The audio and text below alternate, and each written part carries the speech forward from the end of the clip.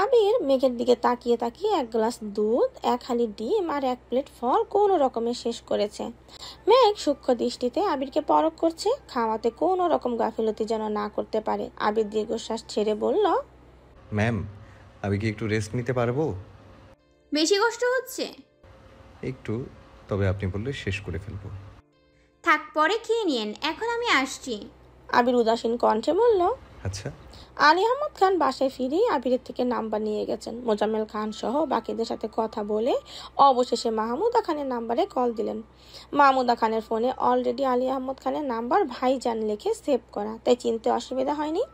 Call দেওয়ার পরপরই call receive হলো। মাহমুদা খান কণ্ঠ খাদে নামিয়ে ধীর কণ্ঠে বললেন। মাহমুদা খান ফোন রেখেই ফুপিয়ে ফুপিয়ে কাঁদতে শুরু করেছেন। আইরিন আর আরিফও মায়ের সাথে সাথে কাঁদছে।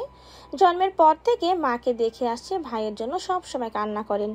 ঈদ কিংবা কোনো উৎসব আসলেই তাদের মায়ের কান্না দেখতে হয়। 28 বছর পর খান বাড়িতে ঢোকার অনুমতি পেয়েছেন, সেই খুশিতে নিজের কান্না আটকে রাখতে পারছেন না। আলী আহমদ খানের রাগ এত সহজে কমে যাবে এটা কেউ কল্পনাও করতে পারেনি। আবিরও ভেবেছিল অত্যন্ত পক্ষে 1-2 বছর চেষ্টা করলে হয়তো আব্বুর রাগ নিয়ন্ত্রণে আনা সম্ভব, কিন্তু বোনকে প্রথম দেখাতেই উনি সবাইকে ডেকে জানিয়ে দেবে এটা কেউই ভাবেনি। আজ সকাল থেকে খান বাড়ির অন্দর মহলে কাজের ধুম পড়েছে। দুজন হেল্পিং হ্যান্ড, বাড়ির 3 কর্ত্রী সহ মেঘ, মিম আর আদিও কাজে ব্যস্ত। মেঘ কাজের ফাঁকে ফাঁকে আবিরকে দেখে আসে। আবিরের হাত অনেকটাই ঠিক হয়েছে, তবে পায়ের ব্যথাটা এখনো অনেক বেশি। আজ 3 ভাই একসঙ্গে বাজার করতে বেরিয়েছেন। বোনের পছন্দ মতো মাছ থেকে শুরু করে সবজি, অন্যান্য প্রয়োজনীয় জিনিস নিয়ে আসছে। মেঘ মিম মিলে চুপি চুপি একটা বরণ ডালাও সাজিয়েছে, যেটা মিমের রুমে লুকিয়ে রেখেছে। আবির সুযোগ মতো মেঘকে ডেকে ঠান্ডা মাথায় সব বুঝিয়ে দিয়েছে। মেঘ যেন কোনো প্রকার উশৃঙ্খল আচরণ না করে। আব্বু চাচুর প্রতি আবিরের বিন্দু পরিমাণও বিশ্বাস নেই। মেঘকে না আটকালে কখন কোন অঘটন ঘটবে তার আশঙ্কা আছে। মেঘকে প্রোটেক্ট করতে আজ আবিরের সামনে থাকতে পারবে না। তানভীর কখন কোন কাজে ব্যস্ত থাকবে তা বলাও যায় না। যদি ফুপ্পির সাথে ফুপাকে দেখে আবিরের আব্বুর মাথা গরম হয়ে যায় তাহলে সব ধ্বংস হয়ে যাবে। আবিরে বলেছিল ফুপ্পিকে বাসায় আনার কথা, কারণ এখন আবিরের অসুস্থতার কারণে আলী আহমদ খানের মন এমনিতেই খুব নরম। এমত অবস্থায় ফুপ্পিকে না আনতে পারলে পরবর্তীতে কবে সুযোগ পাবে তা জানা নেই। প্রায় 12টার দিকে ফুপ্পিরা বাসায় আসছেন। মেঘ নিচ থেকে চিৎকার করে মিমকে ডাকছে, অথচ মিম রুমে সাজুগুজু করতে ব্যস্ত। মাহমুদা খান, ওনার হাজবেন্ড, আইরিন, আসিফ, জান্নাত সবাই এসেছে। আসিফ গতকালই দেশে ফিরেছেন। আবিরের সারপ্রাইজ দিবে ভেবেই কিছু জানায়নি। মিম বরণ ডালা নিয়ে আসছে না দেখে মেঘও ডাকাডাকি বন্ধ করে দিয়েছে। বাসায় ঢুকেই সবাই আবিরকে দেখার জন্য আবিরের রুমে চলে গেছে। মেঘ গ্লাস হাতে নিয়ে আবিরের রুমে যাচ্ছে। এ সময় মিম উপরের ব্যালকনিতে থেকে ডেকে জিজ্ঞেস করলো, আপু, ওনারা কোথায়? মেঘ রুষ্ট স্বরে বলল, ওনারা চলে আসছে। মেঘ আবিরের রুমে চলে গেছে। মিম কি বুঝলো কে জানে, দ্রুত রুম থেকে চলে গেছে। সহসা এক হাতে বরণ ডালা নিয়ে অন্য হাতে পা অবধি ঢাকা লং ড্রেসের এক পাশ উঠিয়ে ছুটছে। মিমের পরনে গাঢ় জলপাই রঙের একটা গাউন ড্রেস, এক পাশে ওড়না সেফটি পিন দিয়ে আটকানো। স্ট্রেট চুলগুলো কাঁধের নিচ পর্যন্ত পৌঁছেছে। মেঘ নিজের মিমের চোখে আইলাইনার আর কাজল দিয়ে দিয়েছে। মিম ঠোঁটে রঞ্জকও লাগিয়েছে। মিমের এক হাতে কালো ফিতার ঘড়ি, অন্য হাতে কতগুলো চুড়ি, এক পায়ে পায়েল, সাথে পুতুলওয়ালা নরম তুলতুলে স্যান্ডেল পরা। এলোপাথারি দৌড়ের কারণে মিমের কাঁধ ছড়ানো চুলগুলো রীতিমতো লাফাচ্ছে। আশপাশ কোনো দিকে তাকানোর মতো সময় নেই। বরণডালা হাতে নিয়ে মেন গেট পার হতেই আচমকা এক ছেলের সাথে ধাক্কা লাগতেই সামনের ছেলেটা দ্রুত সরে গেছে। মিমের হাতের বরণডালা সহ ফুলের পাপড়ি সব পড়ে গেছে। সাথে সাথে মিমও ধাপাস করে নিচে পড়ে গেছে। ব্যথায় মিম চিৎকার করে উঠল, ও মা গো! চিকন লম্বা এক ছেলে 2 কদম এগিয়ে এসে শুধালো, ব্যথা পেয়েছো? মিম রাগে কটকট করে বলল, এই কে আপনি?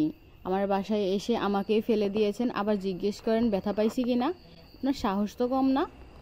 আবারও আর্তনাদ করতে করতে বলল, উফ, আমি শেষ। ছেলেটাও খ্যাপা স্বরে বলল, নিজে দেখে চলতে পারো না, আবার আমায় দোষারোপ করছো। আমি কি তোমায় ফেলেছি নাকি? নিজের গায়ে জোর নাই, আবার আমায় বলতে আসে। মিম এখনো মাটিতে পড়ে আছে। মিমের রাগ মাথার উপরে দিয়ে যাচ্ছে। রাগে কটকট করতে করতে বলল, একদম গায়ের জোর নিয়ে কথা বলবেন না। আপনি ইচ্ছে করে আমায় ফেলেছেন। আমি এখনই ভাইয়াকে ডাকবো। এমন সময় মেঘ আসছে। দরজার সামনে মিমকে বসে থাকতে দেখে মেঘ কপাল কুঁচকে শুধালো, কিরে তুই এখানে বসে আছিস কেন? মিম ফোঁস করে উঠল, গাল ফুলিয়ে মেঘের দিকে তাকিয়ে অভিযোগের স্বরে বলা শুরু করলো, আমি এখানে শুধু শুধু বসে আছি না, এই ছেলে আমাকে ধাক্কা মেরে ফেলে দিয়েছে। মেঘ ছেলেটার দিকে তাকালেই ছেলেটা নিরুদ্বেগ কণ্ঠে বলল, আপু বিশ্বাস করো, আমি ইচ্ছে করে ধাক্কা দেইনি। ভেতর থেকে কে ছুটে আসছে আমি কিভাবে বুঝবো? আমি ভেতরে ঢুকেছি, সে হুট করে সামনে চলে আসছে। আমি ভয় পেয়ে কিছুটা সরে গেছি আর সে পড়ে গেছে। না আপু, উনি ইচ্ছে করে ফেলেছে। তুমি ভাইয়াকে এক্ষুনি রাখো, এই ছেলের বিচার করতে হবে। উফ, আমার কোমরটা মনে হয় ভেঙেই গেছে। মেঘ মৃদু হেসে বলল, আরিফ তুমি ভিতরে যাও। আরিফ ব্যস্ত কণ্ঠে বলল, আপু সত্যি আমি ইচ্ছে করে ফেলিনি। মেঘ তপ্ত স্বরে বিড়বিড় করে বলল, বুঝতে পেরেছি, তবে একটু সাবধানে থেকো। এসেই পাগলকে উস্কে দিয়েছ, এর পরিণাম কি হবে আমার জানা নেই। ভেতরে যাও। আরিফ ভেতরে চলে গেছে। মিম রাগান্বিত কণ্ঠে চেঁচিয়ে উঠল, আপু, উনি ওই ছেলেকে ভিতরে ঢুকতে দিলে কেন? ওই ছেলে আমায় এত ব্যথা দিল, তবুও তুমি তাকে ছেড়ে দিলে? তুমি আমার বোন হয়েও এটা করতে পারলে? মেঘ হাত বাড়িয়ে গম্ভীর কণ্ঠে বলল, মুখটা বন্ধ করে ওঠ। কাজের কাজ কিছুই করতে পারিস না, তখন চিৎকার করে ডাকলাম বরণডালা নিয়ে নামতে, তুই নামিসনি। ওরা সবাই ভেতরে চলে গেছে, এতক্ষণে তোর খবর হয়েছে। বরণ তো হলোই না, বরং শুধু শুধু কোমরে ব্যথাটা পেয়েছিস, সাথে ড্রেসটাও নষ্ট করেছিস। মিম মেঘের হাত ধরে কোনো রকমে উঠল, ঠিক মতো দাঁড়াতেও পারছে না। মেঘ মিমের হাতটা শক্ত করে ধরে বলল, পাটা শক্ত করে ঝাড়া দে, দেখবি ঠিক হয়ে গেছে। মেঘের কথা মতো মিম 2-3 বার চেষ্টা করলো। কিছুটা ঠিক হওয়ার পর মেঘকে ধরে ধরে ভেতরে ঢুকালো। আবিরের রুমের দরজার সামনে আসতেই আকলিমা খান শুধালেন, কি রে, কি হলো তোর? মিম রাগে বলতে নিল। এই মেঘ তাড়াতাড়ি মিমের মুখ চেপে স্বাভাবিক কণ্ঠে বলল, এমনি ব্যথা পেয়েছে। আকলিমা খান পুনরায় বললেন, সারাদিন উল্টাপাল্টা দৌড়াবে, ব্যথা তো পাবেই। বেশি ব্যথা পাইছিস? সিরিয়াস আলোচনায় মিমের ব্যথাটা আলোচনার মোড় ঘুরিয়ে ফেলছে। আবিরও তীক্ষ্ণ দৃষ্টিতে মেঘের দিকে তাকিয়ে আছে। মেঘ পরিস্থিতি বুঝতে পেরে তড়িঘড়ি করে বলল, আরে বেশি কিছু হয়নি, আমি এক্ষুনি ঔষধ দিচ্ছি, তোমরা কথা বলো। মেঘ মিমকে নিয়ে সেখান থেকে চলে গেছে। আবিরের রুমে আলী আহমদ খান ব্যতীত আর সবাই উপস্থিত।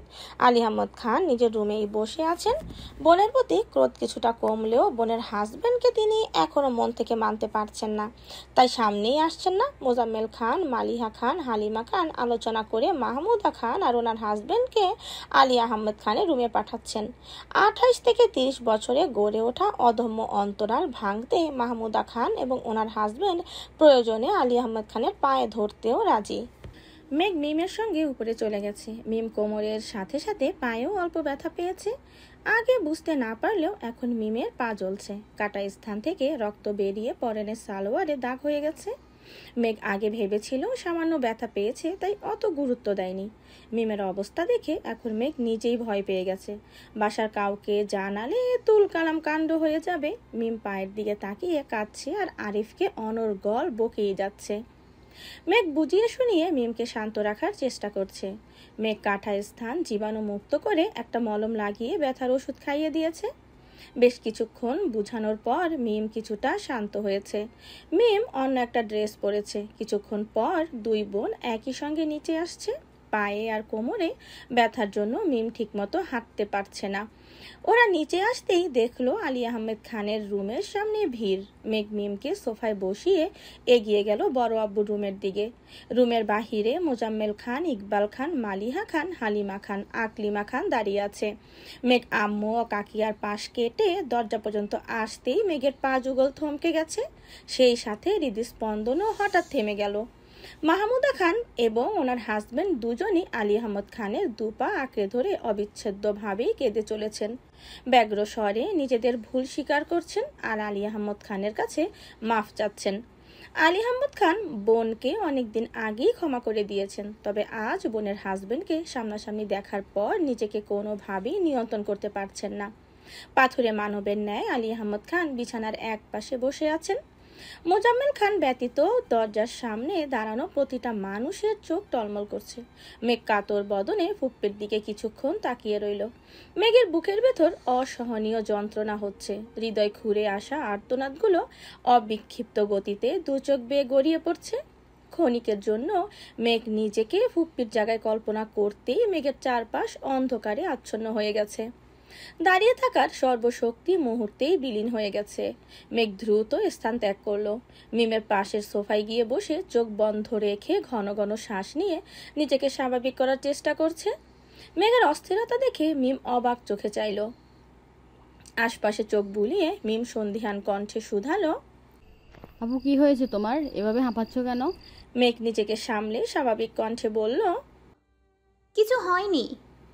অন্যদিকে আবিরের রুমে আসিফ, জান্নাত, তানভীর, আরিফ, আইরিন সবাই খুনসুটিতে মেতে আছে।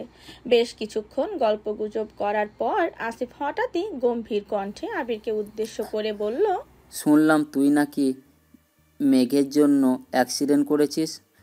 মোটেই না, তোমরা শুধু শুধু আবার ওনাকে দোষারোপ করছো। ওনার কোনো দোষই নাই, ভাগ্যে ছিল তাই অ্যাক্সিডেন্ট করেছি।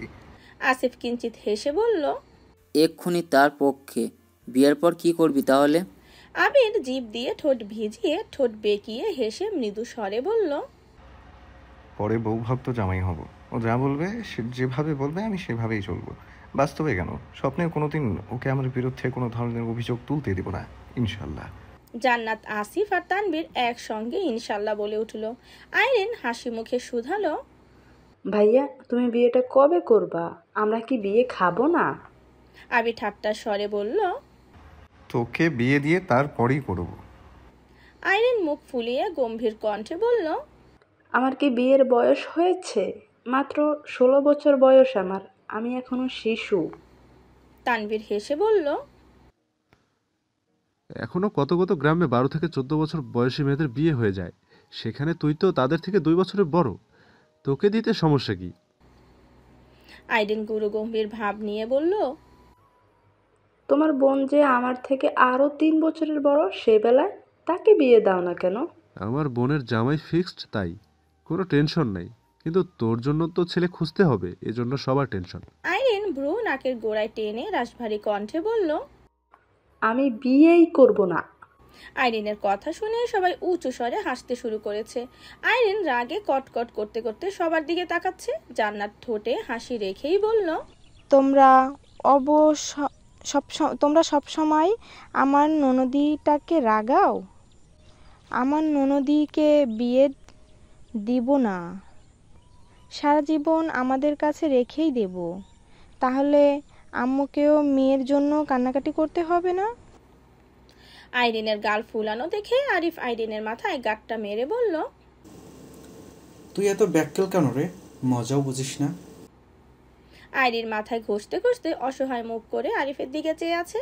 আরিফ সবার সাথে অন্য বিষয়ে কথা বলায় ব্যস্ত। এরই মধ্যে আকরিমা খান দরজা থেকে ডেকে বললেন, তানভীর, ওদেরকে নিয়ে বাসাটা একটু ঘুরে দেখা, আর পারলে আবিরকে ধরে রুমটা থেকে বের কর। এক রুমে বন্দি থাকতে কত ভালো লাগে। তানভীর ধীর কণ্ঠে বলল, ঠিক আছে তুমি যাও, আমি ভাইয়াকে নিয়ে যাচ্ছি। আইরিন, আরিফ, জান্নাত আগে বেরিয়ে গেছে। তানভীর আর আসিফ দুপাশ থেকে আবিরকে ধরে আস্তে ধীরে নিয়ে যাচ্ছে। আবিরের হাত মোটামুটি ঠিক হয়ে গেছে, পায়ে ব্যথা রয়েছে। বাড়ির নিরিবিলি পরিবেশ দেখে জান্নাত এগিয়ে গিয়ে আকলিমা খানকে শাশুড়ির কথা জিজ্ঞেস করতে লাগলো।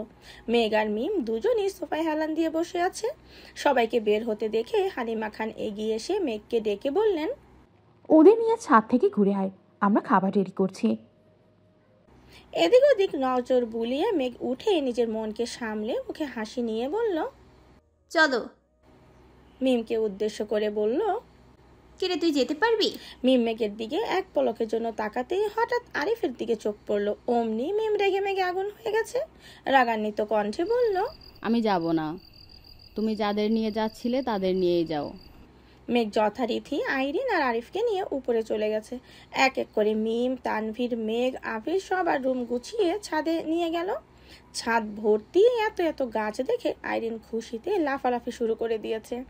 আইরিনের উইশ লিস্টের প্রায় অনেক গাছ অলরেডি মেঘদের ছাদে। আইরিন আপন মনে বকবক করেই যাচ্ছে, এই গাছটা আমার আছে, ওইটা ছিল এখন নাই। এই গাছটা আমাদের বাসায় হয় না। তুমি আবার আমাদের বাসায় গেলে তোমাকে আমাদের বাসার ছাদে নিয়ে যাব। মেঘ মৃদু হেসে শুধু বলল, আচ্ছা ঠিক আছে। অনেকক্ষণ যাবৎ বক বক সহ্য করে অবশেষে আরিফ ক্ষুব্ধ হয়ে বলল, তোদের সাথে এসে আমার নিজেকে উন্মাদ মনে হচ্ছে। গাছগাছালি নিয়ে এত আলোচনা গবেষকরাও বোধহয় করেন না। আইরিন ঠাট্টার স্বরে বলল। তুমি ভালো মানুষ ছিলে কবে?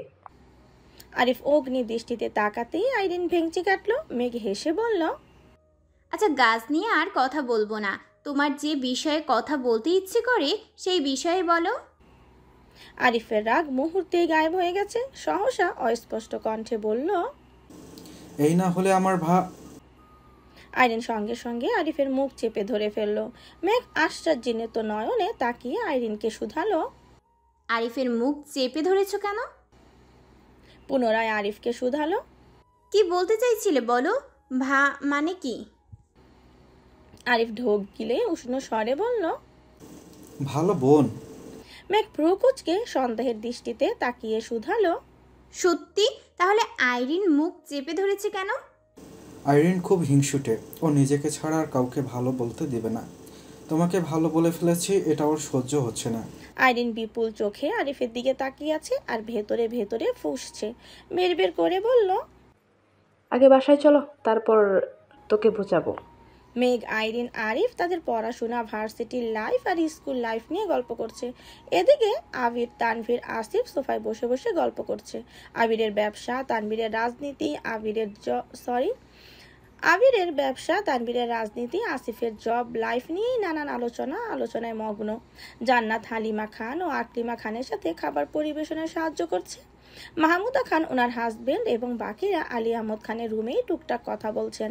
মাহমুদা খানকে আলী আহমদ খান নতুন করে সবার পরিচয় দিচ্ছেন। যদিও মাহমুদা খান সবাইকে আগে থেকেই চেনেন, আলী আহমদ খান হঠাৎ প্রশ্ন করলেন। মাহমুদা খান মৃদু স্বরে বললেন, মোজাম্মেল খান শুধালেন। ইকবাল খান আশ্চর্য নয়নে তাকিয়ে বললেন, আফা, তোমার এক মেয়েকেও বিয়ে দিয়ে ফেলেছো। মাহমুদা খান মলিন হেসে বললেন। মোজাম্মেল খান বোনের কথায় রীতিমতো ভিমরি খেল। আলী আহমদ খান মালিহা খানের দিকে তাকিয়ে উদাসীন কণ্ঠে শুধালেন। মালিয়া খান কিছুটা তপ্ত স্বরে বললেন, আবির ফেরার পর থেকে আপনার কাছে আমি এই কথাই বলছি, কিন্তু আপনি তো আমার কথা গুরুত্বই দিচ্ছেন না। মোজাম্মেল খান চিন্তিত কণ্ঠে জিজ্ঞেস করলেন। মালিয়া খান উদ্বিগ্ন কণ্ঠে শুধালেন, মেয়ে কে, কি করে? আলী আহমদ খান ঠাট্টা স্বরে বললেন। মোজাম্মেল খান আবারও প্রশ্ন করলেন। মালিয়া খান জিজ্ঞাসু দৃষ্টিতে তাকিয়ে প্রশ্ন করলেন, শাকিল সাহেবকে? ইকবাল খান উত্তর দিলেন, ভাইজানের ব্যবসায়িক বন্ধু। মেয়ে দেখতে কেমন? মাশাল্লাহ ভাবি, মেয়ে দেখার মতো। আপনি দেখলে চোখ ফেরাতে পারবেন না, যাকে বলে আগুন সুন্দরী। তার উপর বাবা মায়ের একমাত্র মেয়ে বলে কথা। মালিয়া খান ঠান্ডা কণ্ঠে জানালেন, না, আমার ছেলের বউ হবে আমাদের মতন সাধারণ। অবশ্যই মিশুক হতে হবে। যে আগুনের আশেপাশে ভিড়তেই পারবে না, সে আগুন আমার ছেলেকে পুড়তে দিব না। আলী আহমদ খান গম্ভীর কণ্ঠে বললেন। এদিকে মাহমুদা খানের বুকের ভেতর থাকা হৃৎপিণ্ডও কেঁপে উঠেছে। উনি এতদিনে আবিরকে যতটুকু চিনেছেন, আবির মেঘকে না পেলে আবিরও বাঁচবে না, যে কোনো একটা বড় ধরনের অ্যাক্সিডেন্ট ঘটিয়ে ফেলবে। মাহমুদা খান আলী আহমদ খানের সামনে মুখ ফুটে কিছু বলতেও পারছে না, আবার চুপচাপ কথাগুলো হজমও করতে পারছেন না। অন্যদিকে মিম সোফায় বসেছিল। আবিররা সোফায় এসে বসতেই মিম কিছু একটা ভেবে তড়িগড়ি করে উঠে পায়ে ব্যথা নিয়ে দৌড়ে রান্না করে গেল। উত্তেজিত কণ্ঠে শুধালো, আম্মু বাসায় কলা আছে? হ্যাঁ, কেন? আমায় একটা কলা দাও। ভাত খাওয়ার সময় কলা দিয়ে কি করবি? খাবো, এখনই দাও। একটা না, 2টা কলা দিও। আকলিমা খান কপাল কুঁচকে মিমের দিকে তাকিয়ে কিছু না বলে 2টো কলা বের করে দিল।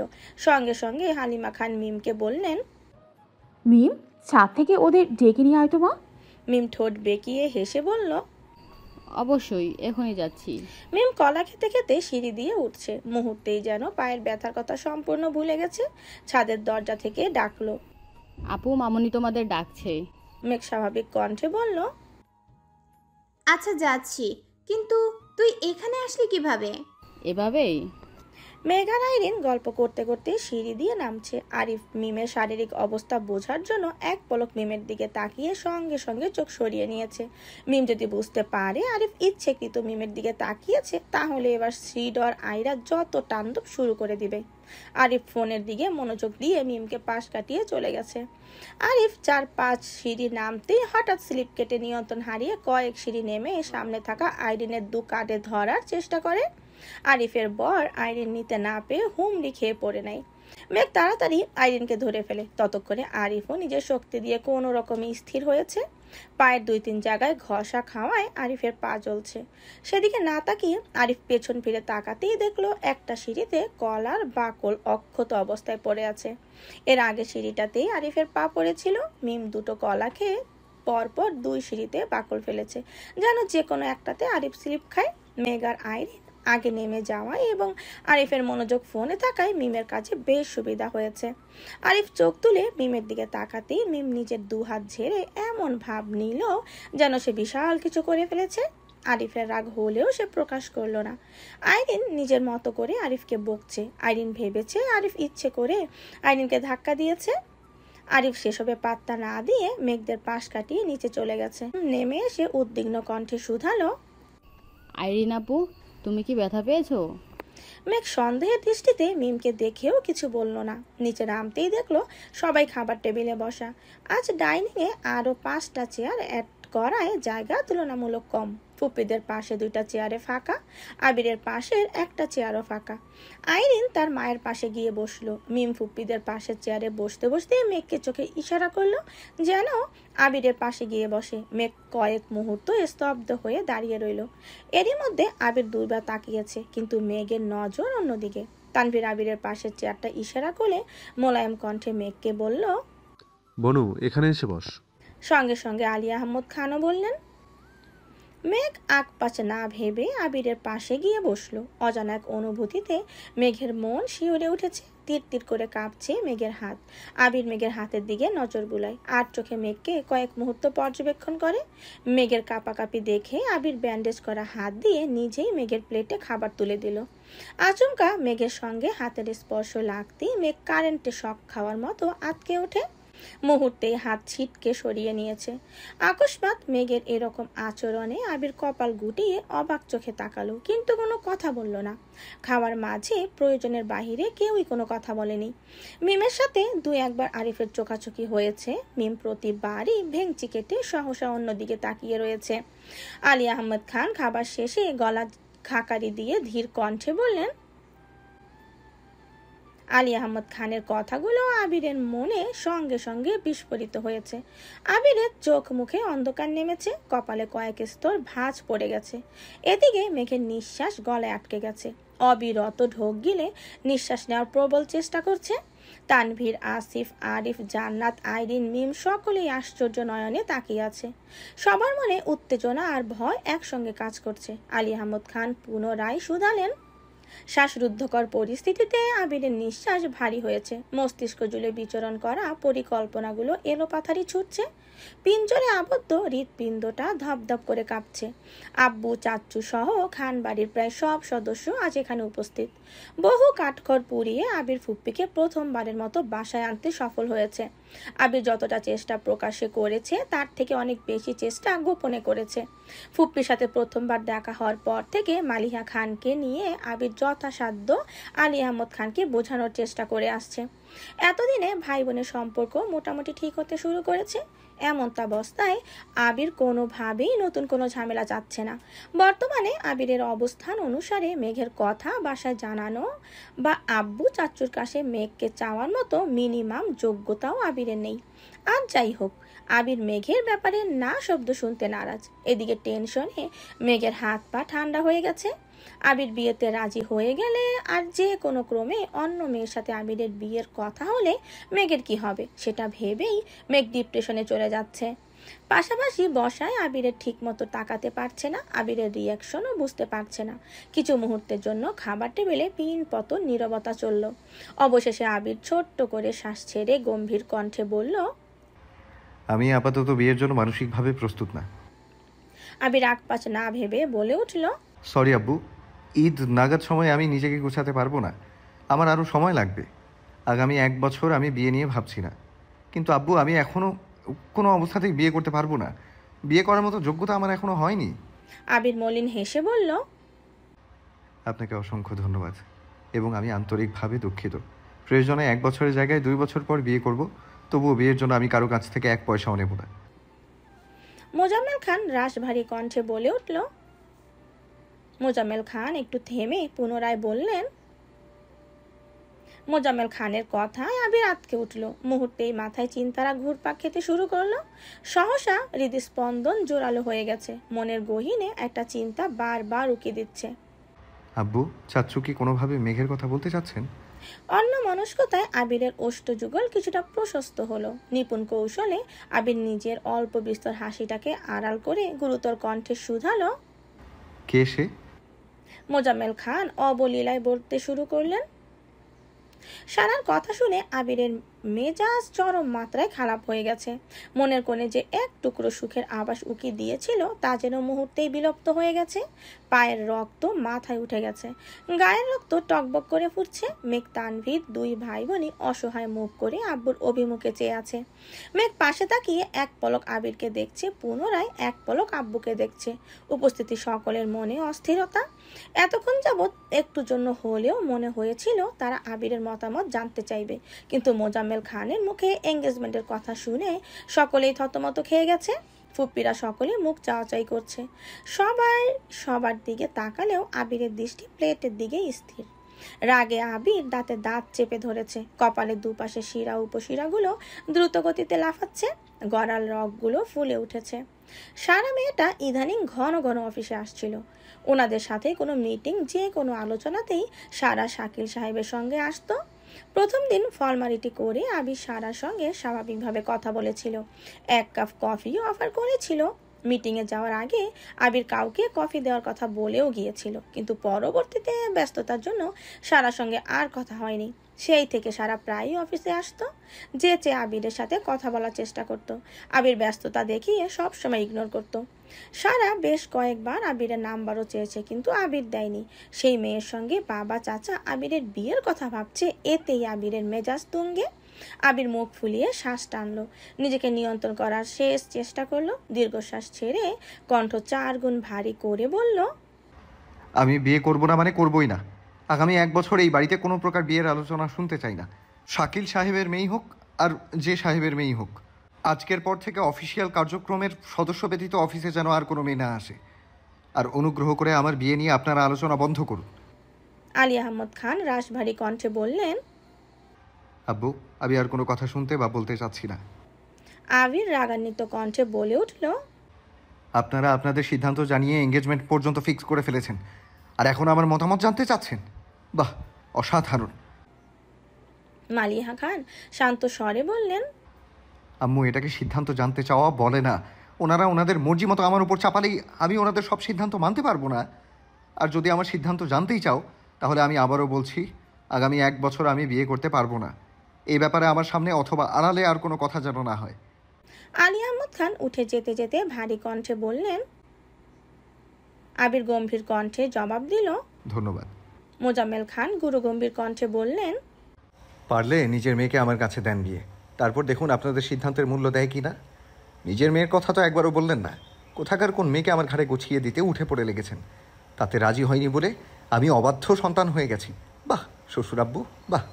আপনার মেয়েকে দিলে ঈদ পর্যন্ত অপেক্ষা করতে হবে না, আজ এই মুহূর্তে বিয়ে করে ফেলবো। মোজাম্মেল খান বিড়বিড় করতে করতে খাবার টেবিল ছেড়ে উঠে চলে গেছেন। আবির এক পলক চাচ্চুর দিকে তাকালো। বিড়বিড় করে বলা কথার কিছুই আবির বুঝলো না। চোখ ঘোরাতেই তানবীরকে চোখে পড়লো। আবির তানবীরকে দেখেই সিম্পলি স্মাইল দিল। তানবীরের মুখে গাম্ভীর্যতা লেগেই আছে। আবির ফুপ্পিতের দিকে তাকিয়ে স্বাভাবিক কণ্ঠে বলল, তোমরা খাচ্ছ না কেন? খাও খাও। সবাই স্তব্ধ হয়ে বসে আছে, শুধু আশেপাশে চোখ বুলাচ্ছে। ইকবাল খান, মালিয়া খান, আকলিমা খান উপস্থিত আছে বিদায় কেউ কিছু বলতে পারছে না। সবার মনমরা ভাব দেখে আবির ঠাট্টার স্বরে বলল, সামনের বছর আমার বিয়ে, তোমাদের সবার দাওয়াত। এখন থেকে বিয়ের প্রিপারেশন শুরু করো। বিয়ে আমার ধুমধাম করেই হবে। আইরিন আর মিমকে উদ্দেশ্য করে বলল, তোরা ডান্স শেখা শুরু কর। আমার বিয়েতে ঠিকমতো নাচতে না পারলে তোদের খবরই আছে। আবিরের কথা শুনে সবাই না চাইতেও হেসে ফেললো। নিজের বিয়ের দাওয়াত নিজেই দিচ্ছে, আবার নাচার জন্য বোনদের রীতিমতো থ্রেট দিচ্ছে। এমন কাণ্ড একমাত্র আবিরই করতে পারে। আরিফ মজা করে বলল,